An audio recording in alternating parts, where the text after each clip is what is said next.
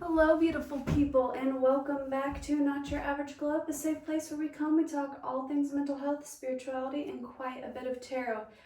I was not planning on filming this video today at all.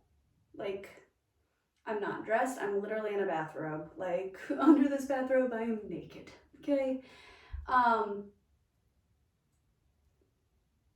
I just got a really big download whilst in the bathtub.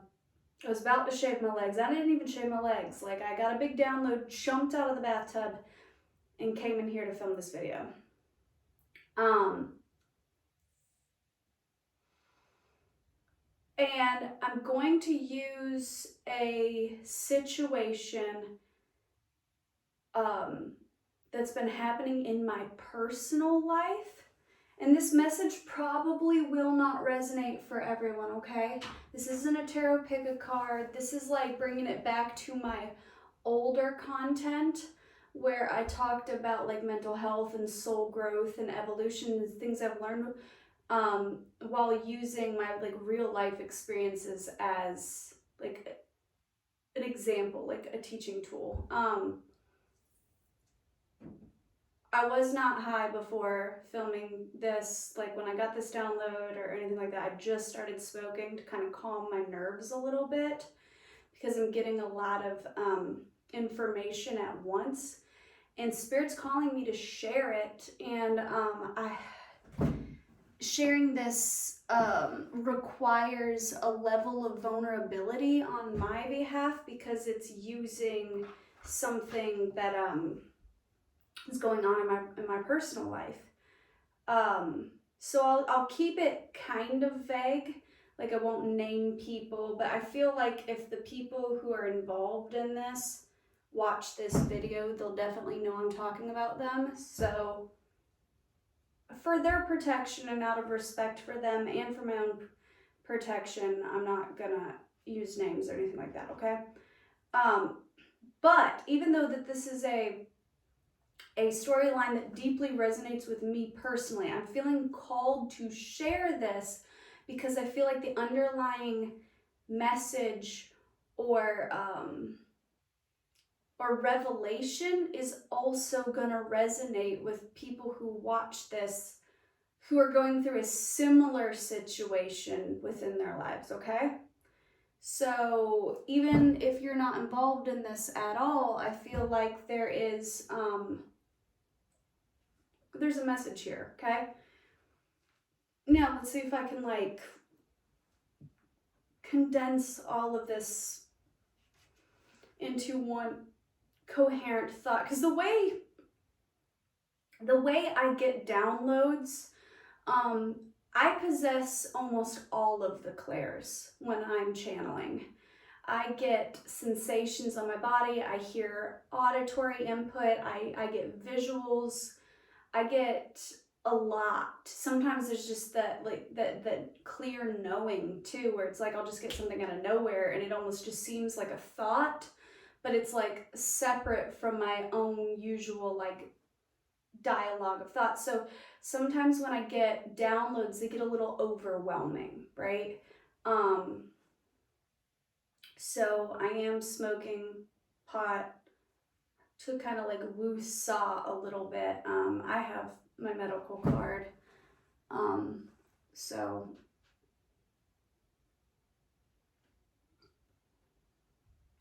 if you have an issue with marijuana, please just excuse it or go somewhere else. Okay? All right. So I'm gonna try to keep this short, but I've already been rambling on for a little bit. All right, so I was sitting in the bathtub and I was about to shave my legs, and I put on a tarot pick a card video as background noise, as I sometimes do. I really like listening to other tarot readers and other spiritual teachers on YouTube, like as background noise, like when I'm cleaning my house or doing my dishes or whatever. I'll listen to like podcasts or even just like listen to tarot pick a cards because one, I feel like it's important as someone who is in the spiritual community as a teacher and a reader, it's important to feed your own soul, and you don't need to constantly read for yourself because you can get a biased. Sometimes it's good to have somebody else read for you. And two, because sometimes I just like to see the way other people read because it's just intriguing to me, and sometimes I can learn things from the way their perspective on things. So I was doing that, and I was listening to Jess Puckett. She is my absolute favorite tarot reader of all time. I do not know this woman at all. We've never even had a conversation, okay? So it's not like me shouting out a friend. I just love the way she reads because she is just like a sponge of knowledge. I believe she's a Gemini, so she just likes learning, right?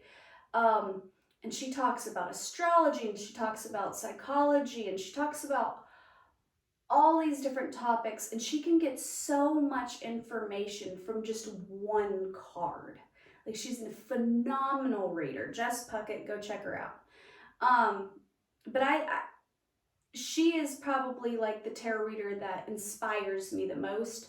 Like, I kind of look to her as a teacher, as a mentor, okay? So I was listening to her as background noise, and the reading was resonating for me in my personal life, and I kind of had an aha, okay?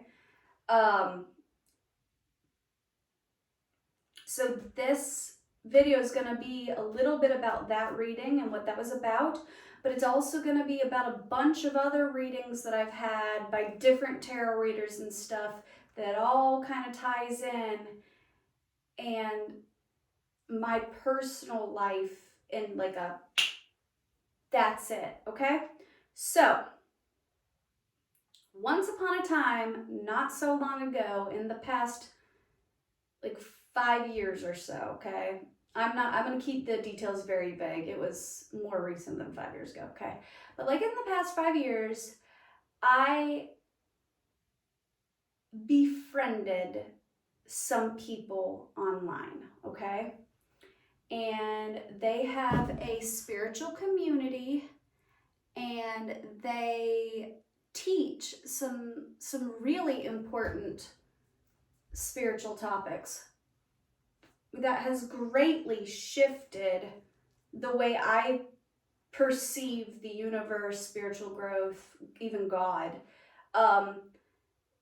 These people, in a lot of ways, helped trigger my spiritual awakening. I met them not meet them face to face. This is all online. But I came across these people because it's a group. 2 years before my Saturn return. So I started learning from them as a student, unbeknownst to them. This is before I ever even introduced myself, and I was in a dramatically different place when these people came into my life, when Spirit kind of dropped down. Here's these people, this is what they're doing, this is what they're teaching, right? And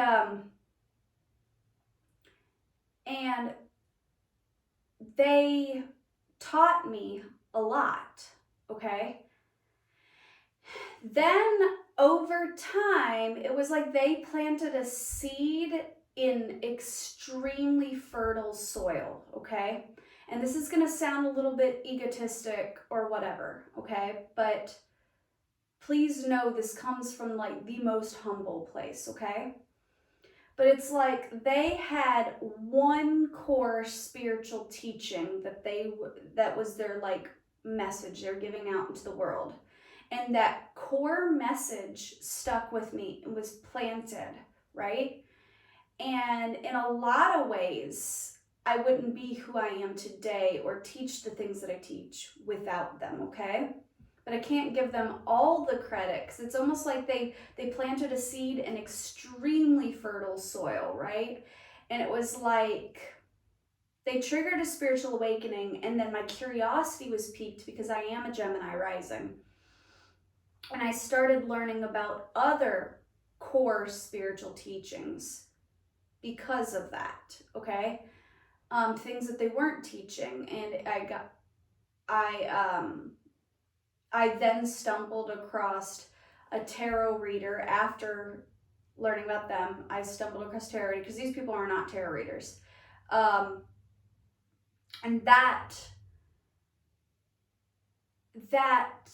combination of some of their core teachings, which were more practical, grounded, earthly teachings, but were spiritual teachings, combined with some of the teachings of tarot readers and astrologers, and then learning tarot myself, it was like a ripple effect, where it was just like I began to grow at a really ridiculously fast pace over the last couple of years.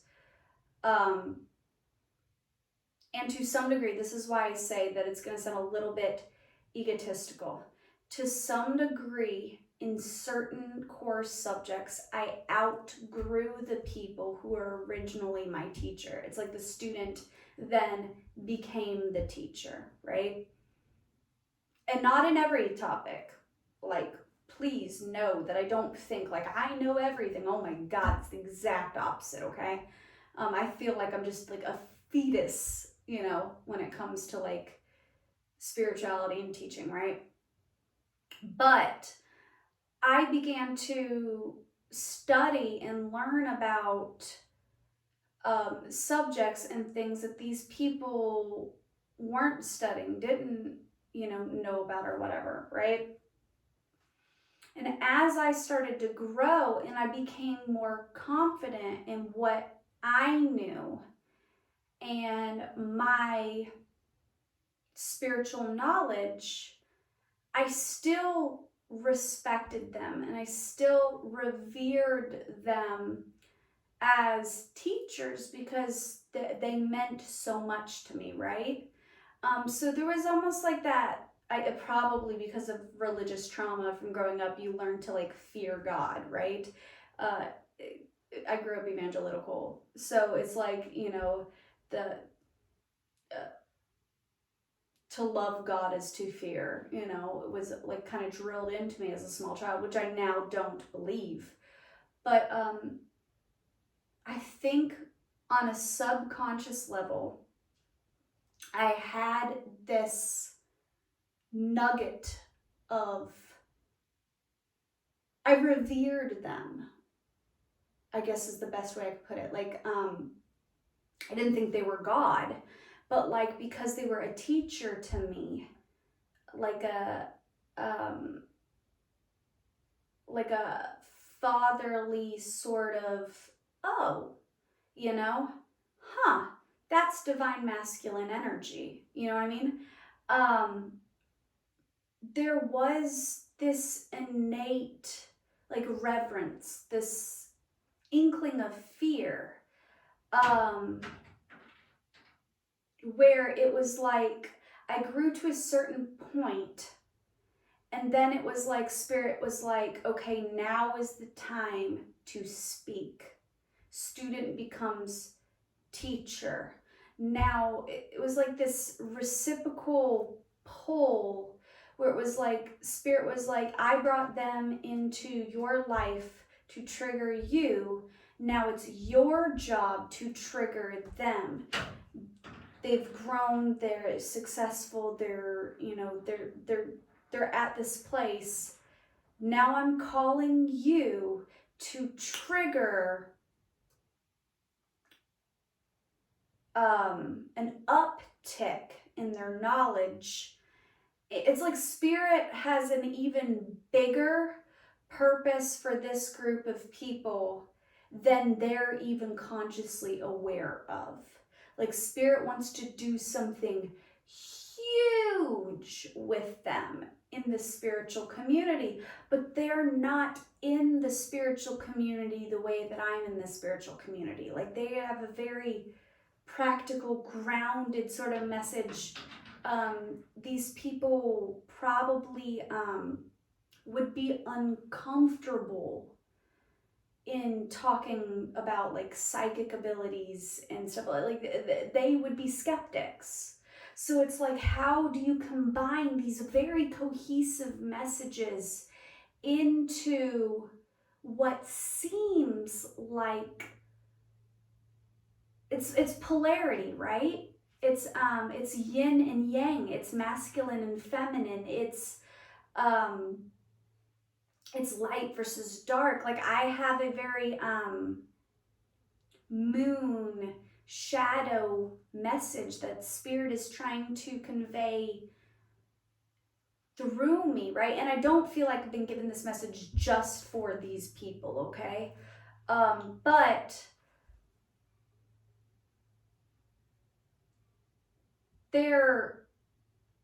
I know that I'm meant to teach these people something. And I don't know for sure. For a long time, I thought, and I was convinced, that I was meant to collaborate with these people, that I was meant to work with them in some way. And maybe we're supposed to do a video together, or maybe I was supposed to actually work with them, like actually at their job, you know? I wasn't sure of the details, but I knew on a soul level there was a contract, right? And then there was one particular person within this group that stood out among the rest. There was a deep resonance with this person, and a knowing that like this, me and this person have had past lives together, me and this person were meant to come together, like without a shadow of a doubt. And this person was very much so in my brain associated with this group, right? But they also had this kind of different energy from the rest of the group. Like my soul resonated with them in a different way, okay?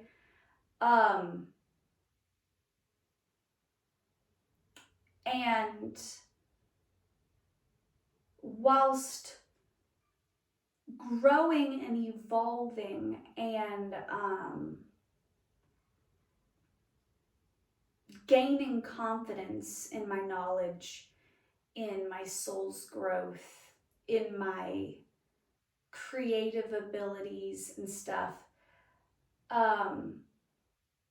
my love and compassion and resonance for this entire group of people deepened, okay? Whilst the way I viewed that one particular person within the group shifted. Originally, this particular person didn't stand out from the group to me at all, okay? I'm not saying that that particular person was basic or they were, you know, they weren't like attractive or anything like that, right? That's not what I'm saying. Like they very much so have like a lot to offer. They're like very much so like star potential from the very beginning, okay? But it was like I originally associated them with a community, with an energy, with a group. And I didn't originally see myself befriending these people. I didn't originally see myself collaborating with these people or anything. I just learned from these people like they were teachers to me. I revered them. I respected them. But as I started to grow and I started to learn things, I started picking up patterns within the larger group. There's like that one particular person, then there's a smaller group, then there's a larger community around them, okay? And some of the patterns within that group that I started to notice on a very big scale, like these weren't like microaggressive things, these were big patterns. as I grew in my knowledge, in my spiritual growth, in my mental emotional growth, those things no longer resonated with me. So I started to emotionally detach while still, mind you, respecting and revering. I still had so much love, okay?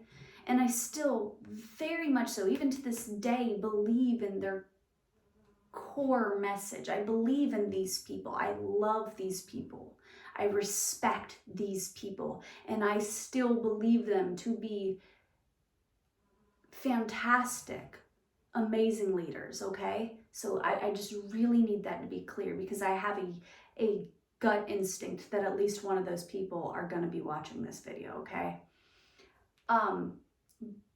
But as I grew, there was some smaller teachings that, like, alarm bells would go off in me, and I would go, that does not resonate at all, okay?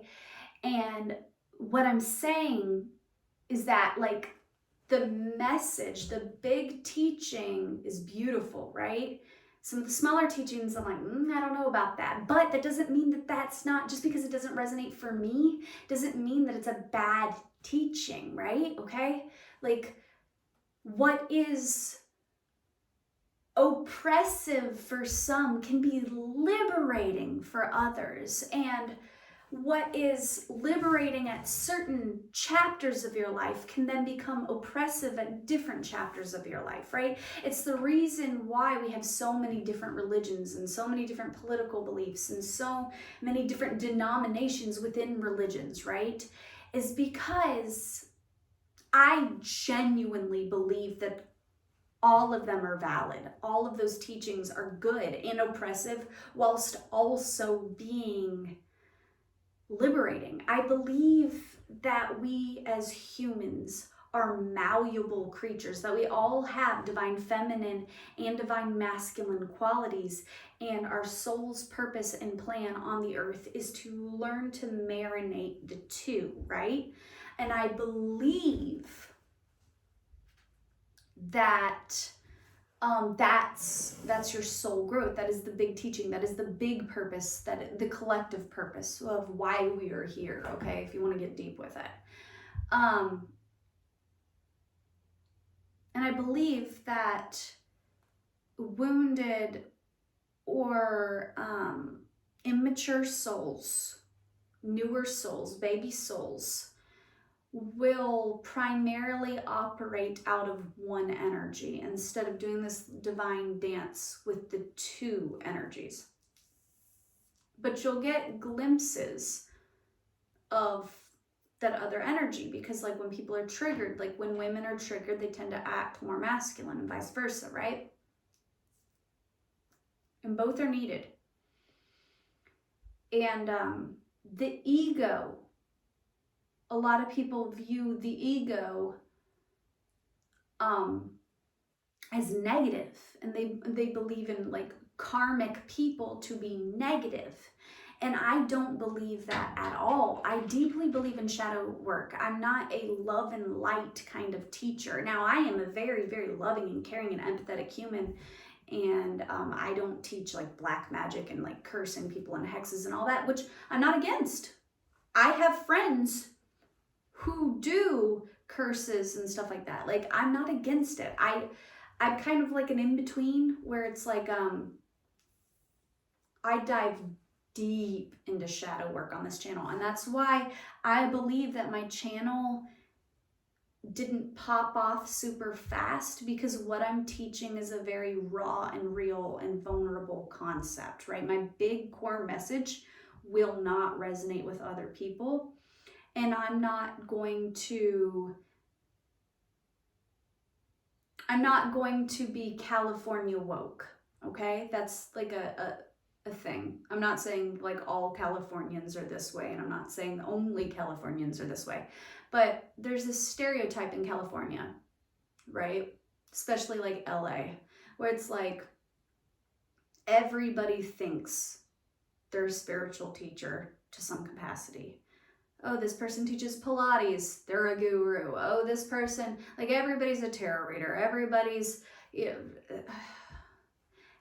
oh, they're teaching about veganism now. They're teaching about community living, and they're teaching about really important topics. And I'm not trying to undermine that. I'm not saying they don't have something to teach. I feel like everyone, no matter where you're at in life, no matter how much money you have, no matter what your belief system is, I feel like everybody serves as a teacher in their life to some capacity, right? But there's this mentality in LA specifically that is talked about within the spiritual community outside of LA, where it's like California woke, where it's like a surface level thing, right? And I'm very much so not that. I dive deep. I'm not afraid to go into the shadow. In fact, I prefer it. And not in a vindictive, mean, judgmental sort of way. I'm actually super non-judgmental. I see people's flaws, their shadow, their ego, and I'm like, touche, I feel that. Been there, done that, wore the t-shirt, got the fuck out of it. Like I'm very growth mindseted. And when I see people's shadow, when I see them acting within karmic energy, I recognize it and I'm like, oh, okay, that's where you're at. Cool, touche. And I move on. I see it, I recognize it, and I move on, right?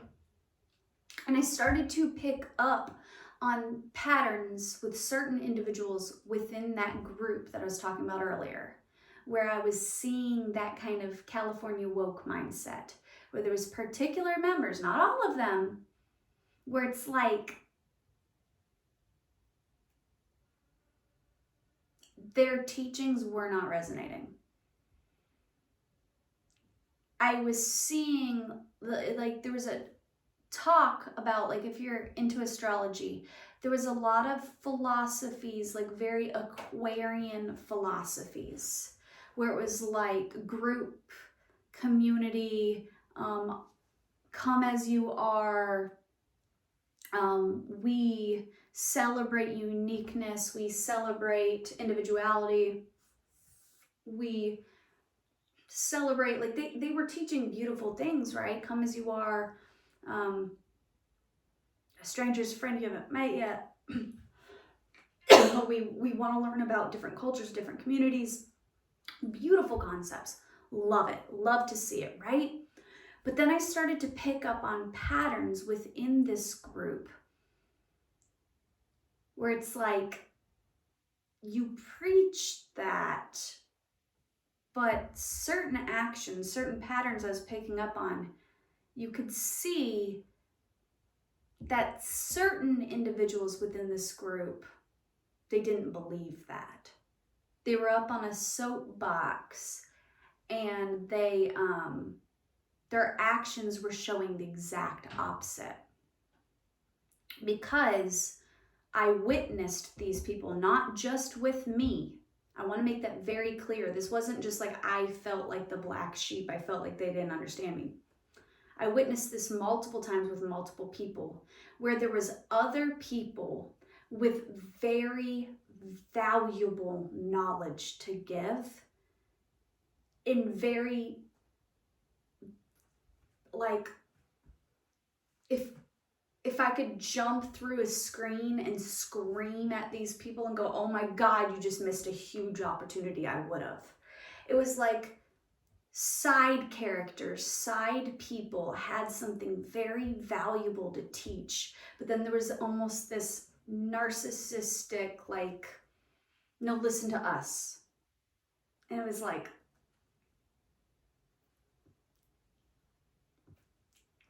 ah!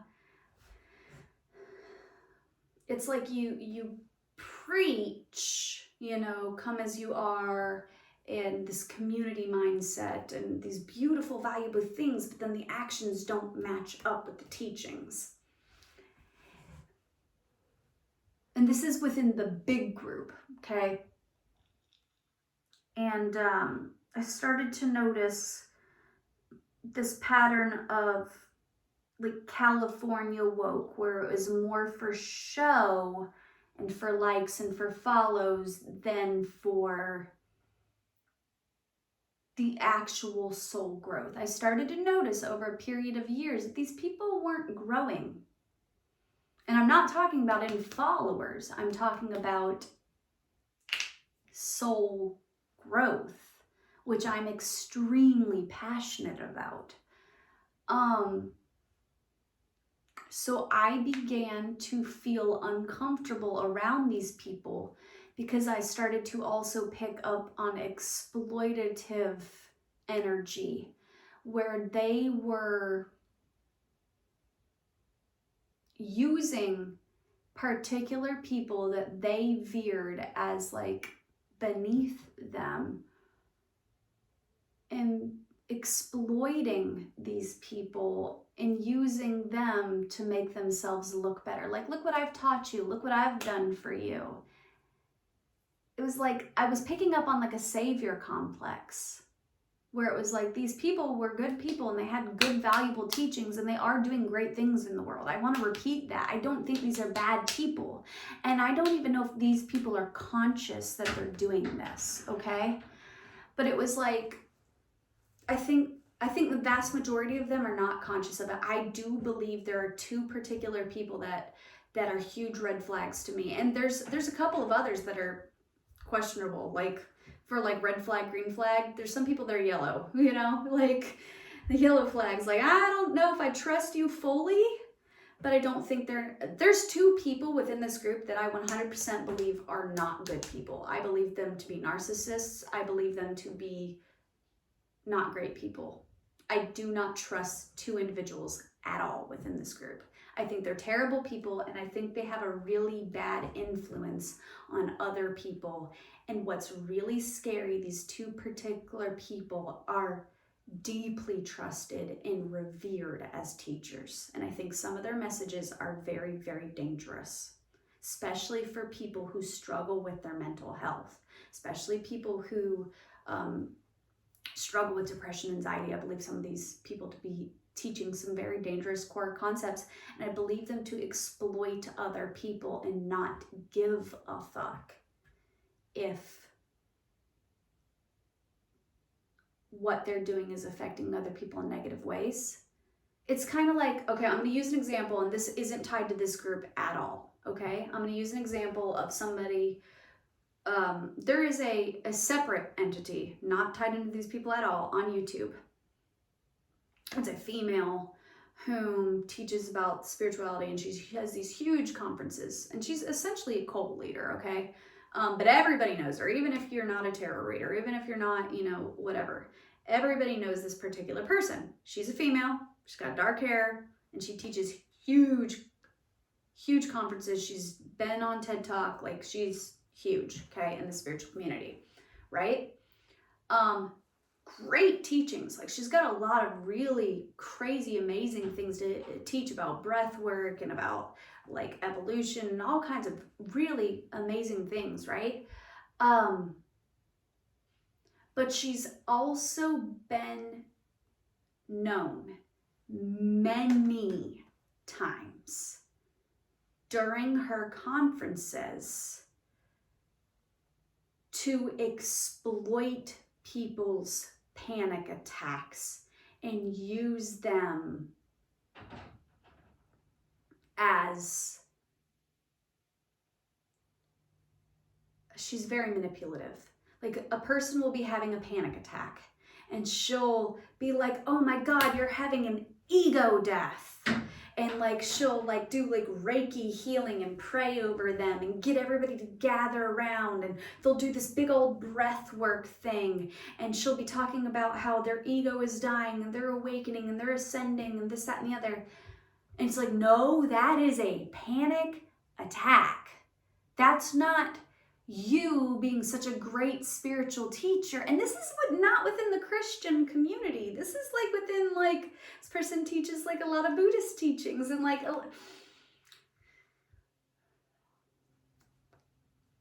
and it triggers me in a big way because I grew up in the evangelical church where it was like people would be praying over you over tongues, and they do these big altar calls, and they'd be like, so it triggers me in ways that it probably wouldn't trigger other people. But this makes me so deeply uncomfortable because it's like this person puts themselves on this pedestal as like they're fucking Jesus, like, oh, look, I saved this person, okay? And remember, this isn't tied to that group, okay? But I started to notice on a smaller scale, there were people within this group like that person, where it was like, I started to notice some really unhealthy patterns. And it's like, that's not about you helping other people. That's about you feeding your ego. Okay. Now, I don't believe the ego to necessarily be a bad thing. I believe the ego to be a tool, just like I believe masking not necessarily to be a bad thing. I believe that there's certain times when you have to wear a mask. I believe there's certain times when a mask is a tool, right? And there is mercurial energy, Mercury energy, right? This entire smaller group of individuals, I believe to be very Mercury dominant people. They're highly intelligent, highly well educated, very good speakers, influential speakers, right? And mercurial energy, Mercury dominant people can go one of two different ways. You can either be manipulative or you can be persuasive, right? They are born leaders. These people have the ability to manipulate.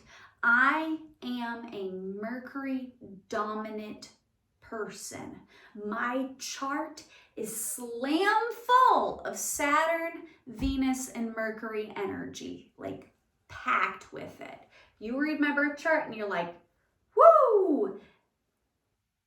Some people read my birth chart and get afraid because I will be the first to admit when operating from my ego, my younger self loved to manipulate. I loved it because I'm intelligent enough to do it. I am autistic, but I'm not in the autistic, you can't pick up on people. I'm the autistic in the sense that I'm highly tapped into your movements, your voice, now I don't understand like social cues. I don't understand certain concepts. They don't make sense to me, but I'm hyper aware of small details of people.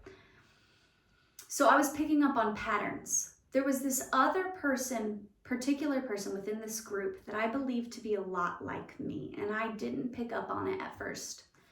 But as I got to know these people and I began to befriend some of them, I got to know this other person, and me and this other person were very opposite in a lot of ways, like polar opposite in a lot of ways. But then in other ways, we were exactly the same. This person is also a very Mercury dominant person. This person is also like a wolf circling the pack, but it's like half domesticated, like it's like if you were to get a group of huskies, right, and then you had a wolf within the huskies, this person would be Balto. Like they are tapped in. And I feel like this group doesn't even realize how tapped in this person is. Like this person is highly intuitive. This person is psychic. I don't know if this person knows that they're psychic, but hi, if you're watching, you're fucking psychic.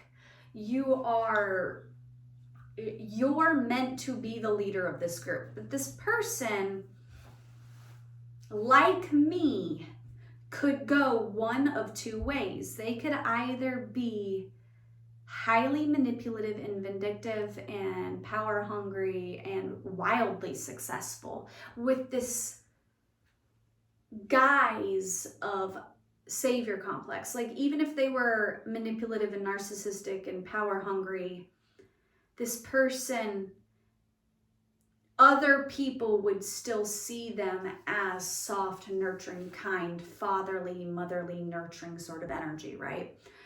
People wouldn't pick up on that. And there's other people within this group that have that, oh, they're such a loving, caring, sweet, beautiful person. And it's like, no, they're not. I see through that.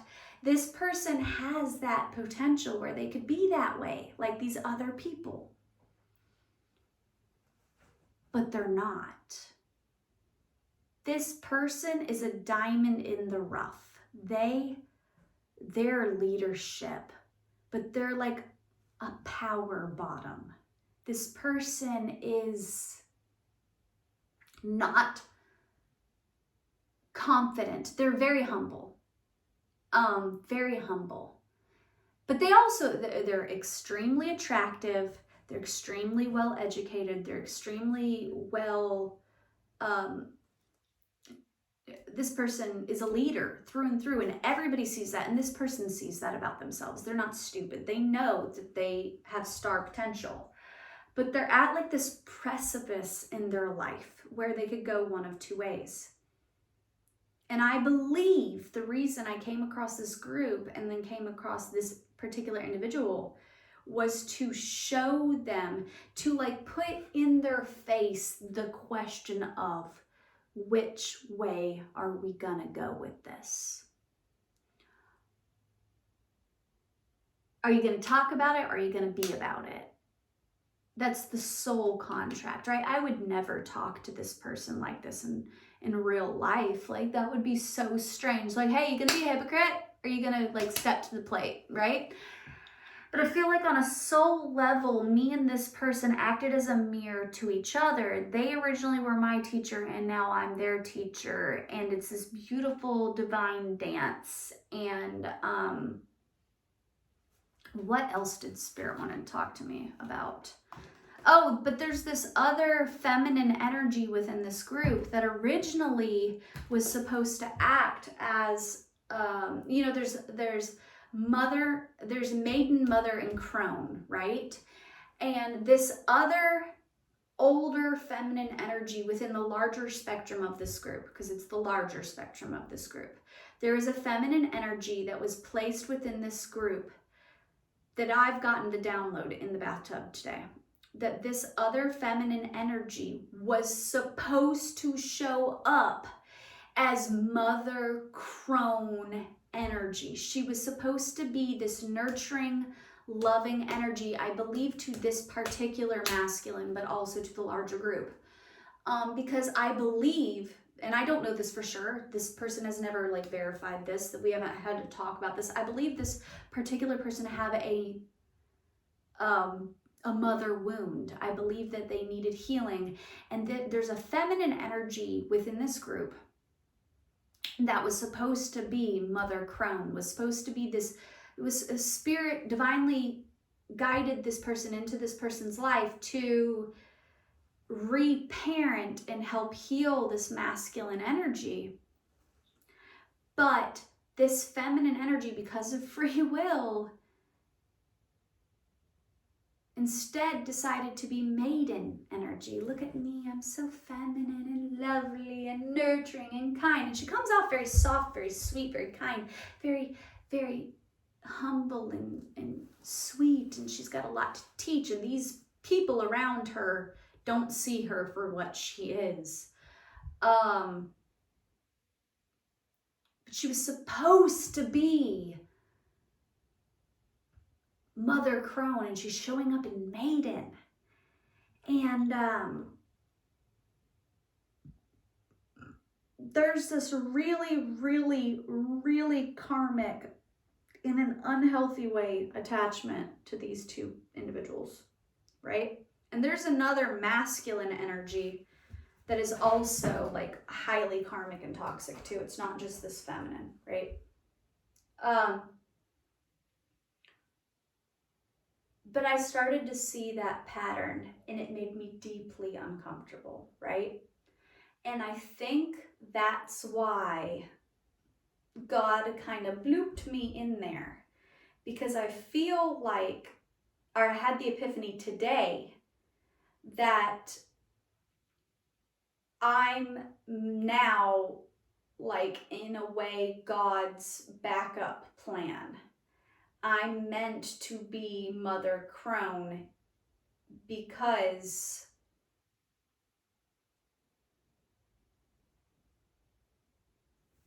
she wasn't when she was supposed to be. It's almost like we were flipped. It was like I was supposed to be in Maiden. She was supposed to be Mother Crone. She chose to be Maiden.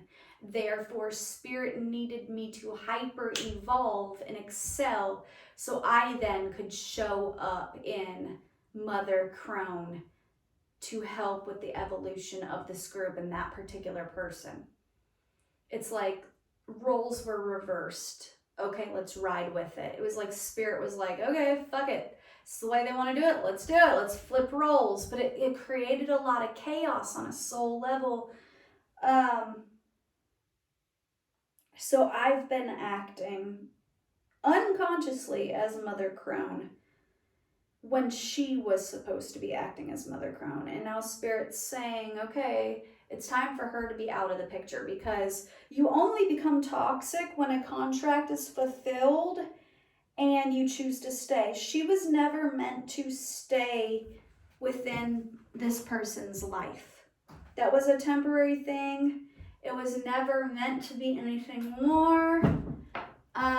But she chose to stay because there's like this maidenly, sensual feelings, emotional bond, sexualization thing happening that's icky, okay? It feels almost incestuous, even though these people are not related in any way. But it feels like this person was supposed to be family to this person, but instead has like this obsessive, the energy is yuck, okay? Fuck, this video is going so long. But this person is now, it's time, her time is done. She served her purpose, even though she did it ass backwards, right? And now Spirit's like, okay, Sam, me, you have served now as Mother Crone long enough, or the cycle's coming to a close. I feel like it's more at like a 9 in numerology instead of a 10. Like it's coming to a close. Okay, we're closing out the cycle. Now you get to be Maiden again. And I know that's weird. It's like you think, well, once you've gotten to Crone, why would you want to go back to Maiden? It's not go back to Maiden. It's not stepping back. It's power bottom energy. It's that they're not separate. We're malleable. Soul evolution is Maiden, Mother, and Crone, not Maiden, Mother, or Crone.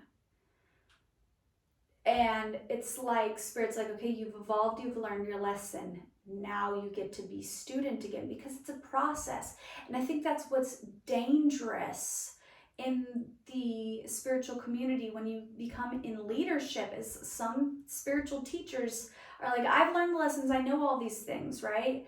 I've learned this particular teaching and now I'm an expert at that.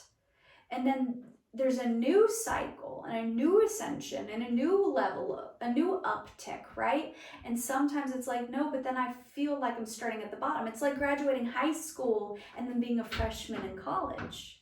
It's like then graduating from your associates and then going to get your bachelor's and then so on and so forth. It's like the carousel never stops turning and that's beautiful, right? But some people, they get to a certain level and then they get afraid to start over because it almost seems to them as like a demotion, but it's not a demotion. It's like graduating from college and then having to be an intern before you get the permanent spot like at the super high paying job, right? Nobody views that that intern position as a loss. You're like, fuck yes, I got it, right? Because you worked for that. But for some reason in the spiritual community, there's this egotism where it's like people don't want to admit they still have things to learn. And I struggle with this too. I really want to make that super clear that I don't think I have it figured out. I think I'm a baby. But I feel like in some ways I'm now meant to teach people who originally taught me. But not from this, look at me up on my soapbox place like I am right now, but from this humble intern-like energy where it's like I bring the coffee and it's like, but there's so much to learn from the act of bringing the coffee. I don't know how to explain this, guys. Oh, I'm hoping you get this, because this isn't just a message for me, it's a message for somebody watching. I once did a video about leadership and how the quietest person in the room sometimes has the most to teach. And Spirit is calling me and calling that particular person within this group to step up to leadership, but in a very humble, quiet, refined way, where some would perceive it as a demotion, as a what are you doing, you're falling from grace. Spirit is calling this particular person, and they're a masculine, to a new level of leadership. They've outgrown their specific status they're at now, and Spirit's got something bigger and better, separate. And Spirit's calling me to that too. And our stories overlap. There's this divine dance that's happening here. There's a soul contract here. And I don't fully understand it. I'll be the first to say I don't understand for certain why Spirit brought this person into my life. Because I don't know this person in the 3D at all. Like, we don't have each other's phone numbers, nothing. But there's such an intricate story here. And there's a soul plan. There's this huge soul plan about Mercury energy, about the Hawthorne effect. I wrote that down. It's an effect in psychology where it's like you observe people and you let their actions speak for themselves, where it's like you can catch somebody in a lie like 5, 6, 7, 8, 10 times and you never say anything about it. Because when people learn that they're being observed, they'll shift and they'll manipulate, right? There's a lesson here in mercurial energy, and I believe all of these people to be predominantly mercurial, okay? Some in the bad way. Now I'm hearing that song, Power by Billie Eilish. Try and abuse your power. Okay. There's something, and I don't know if any of this is true of this group. I do not know. But there is an energy here of sexual exploitation in some way. And I don't know if that's one particular person. I don't know if it's the group as a whole. I don't know, whatever. But there is some sort of sexual abuse happening on some level that also gives me the ick. I picked up on that in multiple tarot readings accidentally.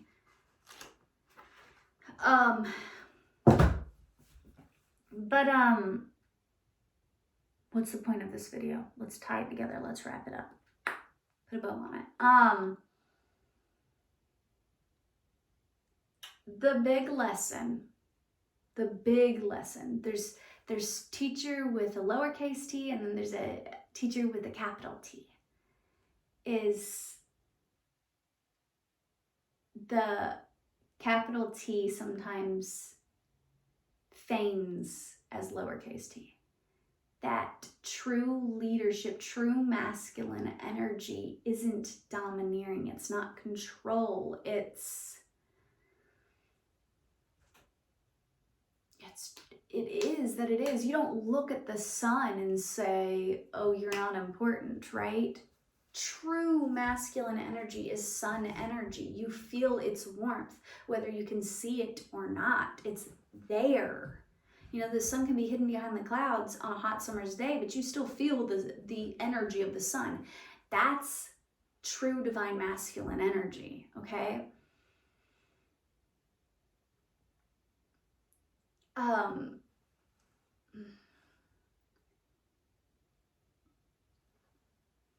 But there's a message here about a masculine feigning as the moon, being in flux. The moon has phases, right? And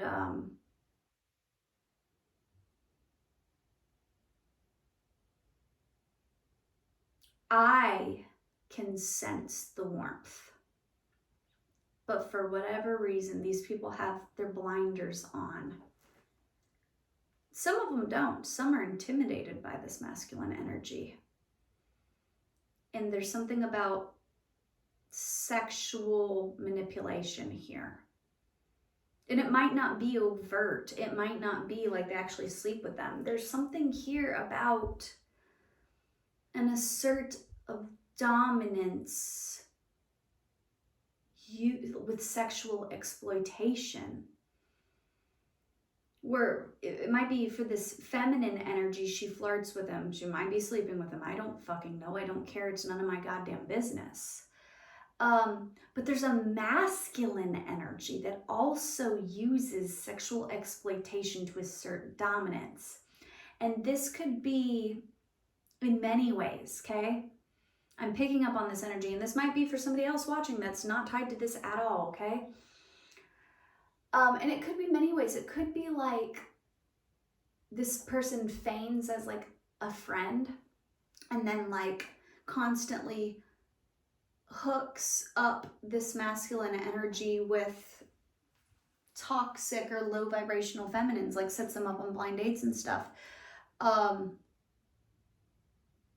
And then this masculine energy is like, dude, why can't I ever find like a true love for it? Like somebody who actually values me.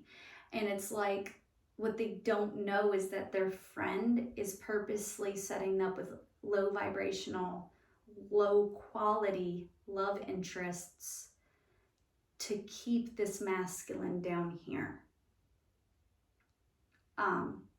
Something like that. Now, this is all speculation. This is all download. I don't know any of this to be true, okay? And I'm not arrogant enough to believe that like everything that comes out of my mouth is facts, concrete.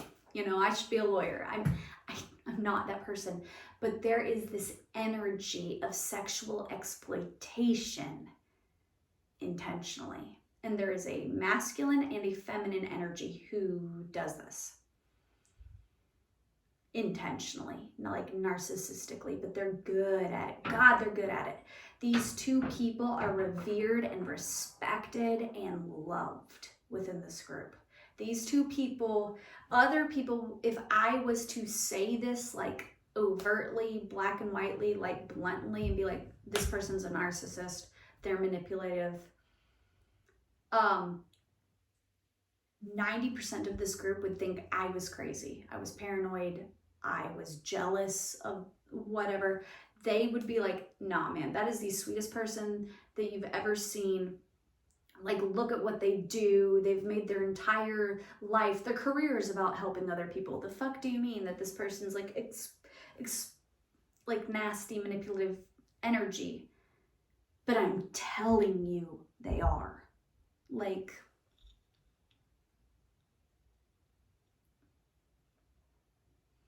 and I think that's why, on the opposite perspective, from this masculine's perspective, this group's perspective, the smaller group, I think for a long time, didn't trust me. Now, this is all downloads. I don't know this to be true. I would love to have a sit-down talk, like an honest conversation with these people and be like, look, is this true? You know, but these are the downloads I've been getting throughout these years that this has been happening. Where I think for a while, these people saw me as a threat. They recognized on a subconscious level that mercurial energy, and some of them were paranoid that mercurial energy was the manipulative type, right? Those people who saw that about me were projecting because they saw that within themselves, right? I showed up for these people, and I did not understand this about myself. I'm not this egotistical person that's like, I showed up to change the world, yes. No, I literally got this download today in the bathtub, okay? This has been going on for years.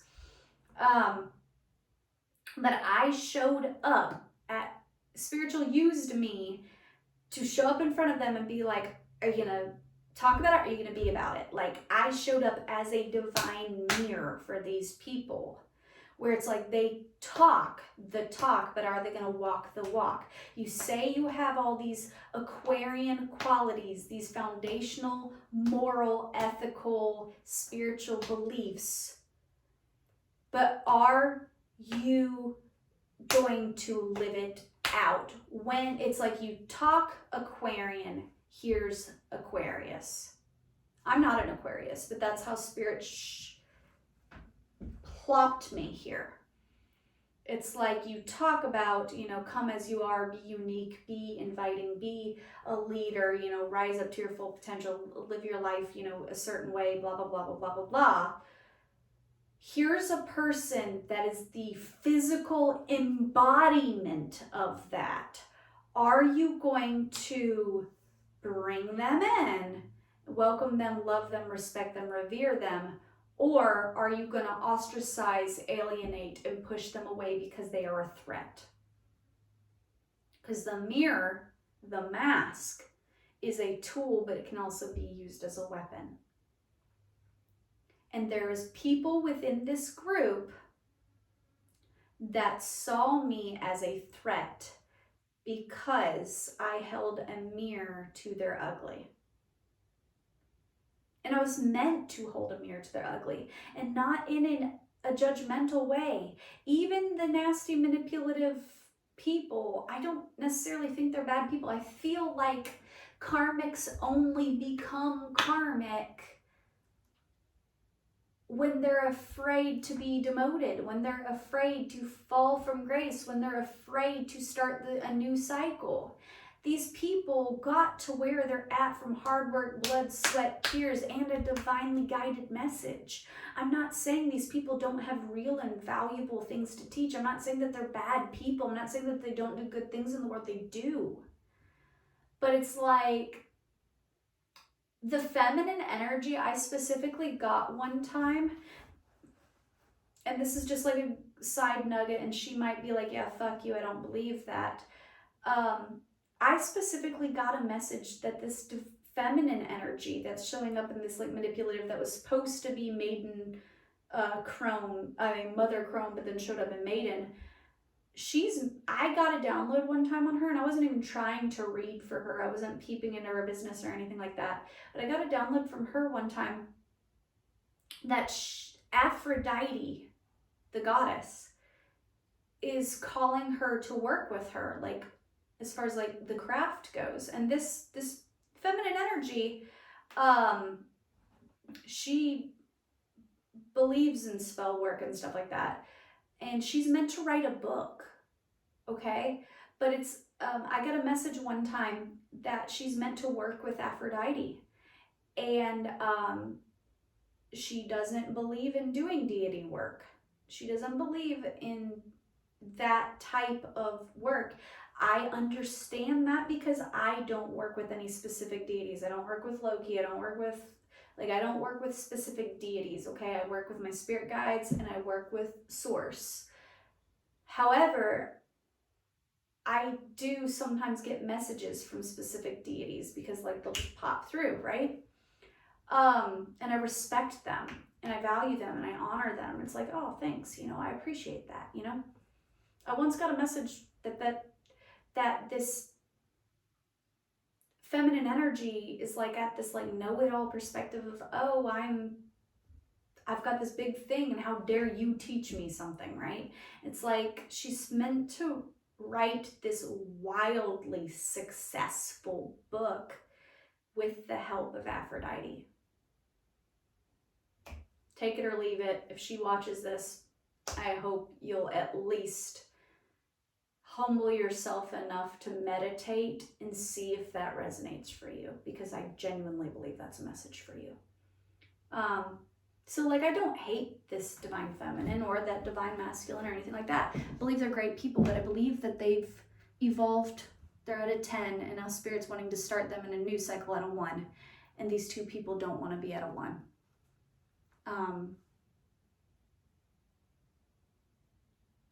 Spirit's calling them to humble. Spirit's calling them to do some shadow work. But that's why I distanced myself from these groups. I know without a shadow of a fact that this group of individuals still talks about me. I know without a shadow of a doubt that this group of individuals talk about me often. They gossip about me a lot. Some of the things that are being said are very nasty, manipulative, intentionally. Some of the things are just like a game of telephone where it's like they say things that could be kind of hurtful, but it's not intentional. Like they just heard their friend through a friend through a friend and details got mushed around. And then some of these people are coming to my defense and saying really good, happy things. And I know that. I hope you guys know that I know. And I know some of the people particularly, and some of these people are fogged and I don't know their intentions. I don't know if they like me, dislike me, or neutral. I don't know. But there's specific energies, spirits allowed me to see their true face. And I want to say that I am very, very grateful for those that speak kindly about me and aren't afraid to step out of groupthink. Because I think that sometimes groupthink can be extremely toxic. But once again, I don't necessarily care if these people like me. I don't care if they talk shit. I don't care. Like, these people have spread some crazy ass rumors about me, and some of them I don't even care to like clear up because they're just funny to me. And then some of these people are saying very kind, amazing things. Some of these people want to work with me. I know they do. But there's other people within the group that don't like me. Okay, cool. You weren't meant to like me. You don't have to be liked to be a good leader. But you also don't have to be ugly to be a good leader. And I think this is the lesson for this divine masculine, is that you can't always be liked, especially if you're in your purpose. I know my channel is growing and successful because I just recently got my first ever negative comment on my channel. I've been doing this channel for over 3 years now, and I just got my first troll. You know, and it was like, okay, cool. That's a good thing. That means that I've evolved, because when you're in true leadership and you are divinely guided, sometimes spirit is going to call you to talk about controversial things. I'll use Jesus as an example, right? I'm not even Christian, but I'm going to use Jesus as an example, right? Most people, whether you're Christian or not, mutually agree Jesus is a pretty cool guy, right? But it was the Pharisees that crucified him, right? The Pharisees, the very, very same people that prophesied of his coming, that taught, you know, all these religious teachings, right? And I feel like this is what's going on with these other two people, is that they're like the Pharisees, and I don't even know if they're conscious of this. I don't even know, because a karmic doesn't realize they're karmic, right? I don't even know if these people see themselves that way. I think that other people see them as like a savior, a teacher, like a Messiah-like figure, right?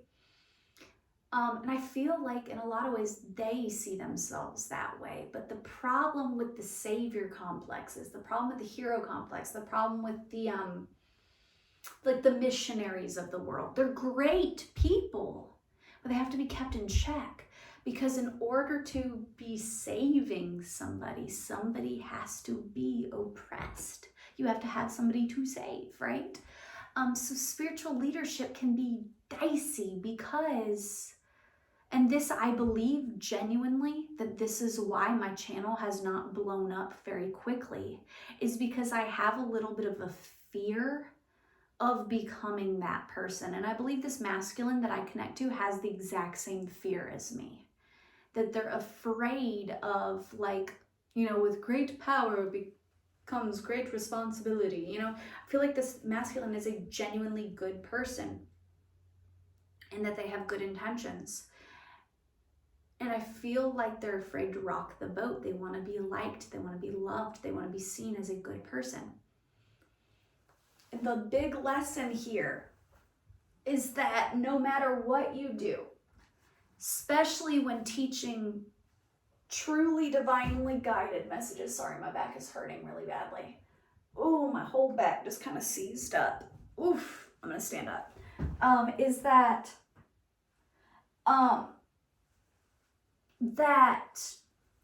you can't be liked by everybody, and that sometimes spirit is gonna call you to do things that are controversial, that are emotional, that are passionate, that are fiery.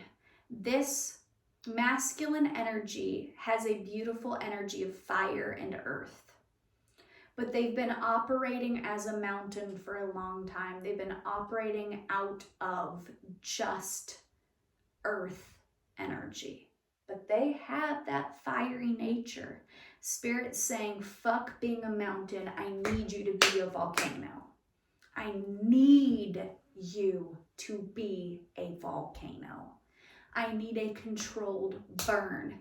This forest is full of brush. We need a fire. We got to clear this shit out. And I need you to be the volcano. You got to quit being the stoic mountain. I need you to tap into that fire. But I think this masculine in the past, because their mercurial energy used to be somebody they didn't like. I think they used to be manipulative. They used to be like, they knew they were hot. They knew they were persuasive. They knew that they could, you know, so they got power hungry and they acted in a way that now they're ashamed of. And I think that they've learned, they've grown, they've evolved, they've matured, and they've been operating in this stoic, calm, peaceful, Venusian sort of way. Parental, nurturing way, right? And how Spirit's like, I need you to be a fucking volcano. Tap into your fire. I need you to shut this shit down. I need you to be dominant. I need you to be daddy dom energy. I need you to stand up, say, sit the fuck down. It's like when a parent has to discipline their children. You don't have to yell and spank and abuse, like, but you need to sometimes tap into the absolutely fucking not. I draw the line here. You're not allowed to behave that way. And this Spirit is calling this masculine to step up into divine masculine energy. And it's almost like this masculine is afraid of their own power, because they've seen power be abused around them, and they see their potential to go that way, and they're afraid of it. And I have that same exact fear. That fear is mirrored within me, and I feel like in a lot of ways that's why I can sometimes self-sabotage my own, like, career goals, my, you know, stuff with this channel and stuff. Sometimes I can't tell you how many really great messages, really good videos I have never posted because I was afraid to rock the boat. I was afraid that that message was too specific, too harsh, too blunt, too controversial, right? Spirit saying we're not tippy-toeing through the tulips anymore. It's time to tap into fire. So that message, I know without a shadow of a doubt, is for that masculine. But I think this this video is supposed to resonate on a larger scale for more people that about like twin flame, divine counterpart connections, that they're not about romantic love. They're not about romantic love. Let me repeat that. Twin flame connections are not about romantic love. Yes, the sex is popping. Yes, there has been successful and beautifully healing divine counterparts who have come together. And some are destined to come together in certain lifetimes. But it's not just so you can make babies and have passionate sex and show like true divine love. There's a soul mission, a soul plan. It is a deeply triggering thing because it's meant to be a triggering thing. It's not an easy relationship. It's the hardest relationship you'll ever be in your entire life. Not in an abusive, toxic, karmic way, but in a divinely karmic way. Here's a mirror. Look at the beast. Look them in the fucking face. It's like in the series of books, The Court of Thorns and Roses, I want to say it's Akamath, where Feyre, the bone carver, sends Feyre to get him the mirror, right? So that Feyre can, wield him in the war, use him, right? To help them win the war, right? He sends her to get the mirror, right? And he didn't actually want the mirror. He wanted her to look in the mirror and see her true nature. And her true nature, your true nature can wield you to craziness, to insanity. Like a spiritual awakening and shadow work will trigger you into like an ego death. And you'll feel crazy. You'll see the ugliest, deepest parts of yourself and you'll be afraid of it, right? And Feyre, she was in front of that mirror for a while and she felt crazy. She sobbed. She was afraid. She saw this beast. And then she realized the beast was her. And then it's like looking at a dragon. And you're like, oh my God, it's this fire-breathing dragon. Oh my God, it's something to be afraid of. And then learning that it's like toothless and you can wield the dragon. Spirit saying it's time to be How to Train Your Dragon. Your beast, your inner monster, that fiery, passionate, bold nature has been asleep and it's time to resurrect them and yield that power. I hope this makes sense. I thought this would be like a short little 30-minute video because I just had a couple of notes. But Spirit turned that into a whole ass channeled message I wasn't even meaning to do. So sorry, this was rambly, but I hope it helps somebody. 1818 on the clock. Look up angel number 18. I love you guys. I'm gonna go put some fucking clothes on and get ready for my day. Bye.